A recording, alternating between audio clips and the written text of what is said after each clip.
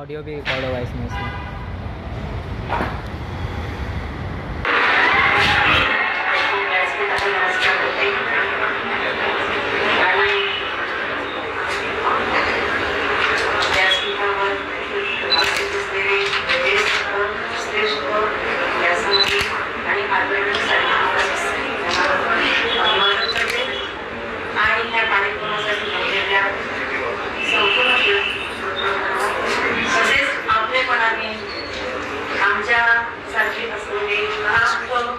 स्वकीय आणि आपले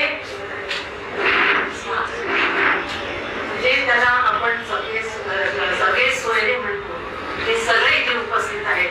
म्हणून त्यांना आपला अमूल्य वेळ त्यांनी इथे दिलेला आहे.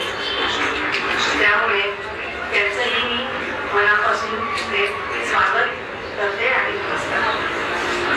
ह्या व्यासपीठावर मला बोलायला बहुतेक थोडाच वेळ दिला असावा झाले. आणि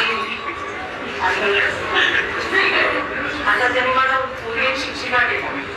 आता शिक्षिका म्हटल्यानंतर आणि थोडं तांत्रिक वारसा स्वीकारल्यामुळे काय होईल मला ठीक आहे.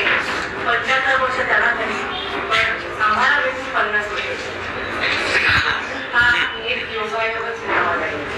बऱ्याच गोष्टी योगायोगाने घडतात. तसा हा एक प्रवास सुरू झाला 50 वर्षांपूर्वी. आणि दोघांच्याही दर्जा विरोध असून सुद्धा लग्न झालं. लग्न झाल्यानंतर हे सुरू झालं की अनुवाद हा त्यांचा मूळ हेतू होता आणि त्या दृष्टीने त्यांनी वाटचाल केली होती. ती वाटचाल करण्यासाठी एक नियोजन लागतं. म्हणजे ध्येय त्यांनी ठेवलं होतं की अनुवाद करणं आणि त्याप्रमाणे त्यांनी नियोजनबद्ध सुरुवात केली जीवनाला. घडवताना स्वतःला खूप कष्ट आणि मेहनत घ्यावी लागतात ते घेतले आणि म्हणून आजचा दिवस हा ते आपण पाहू शकतो.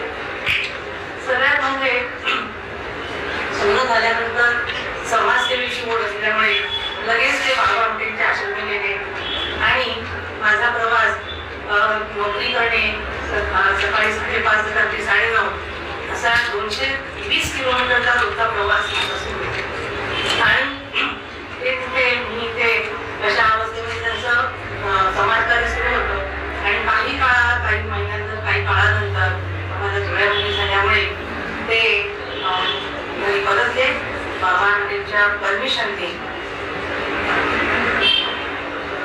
घरी आले आणि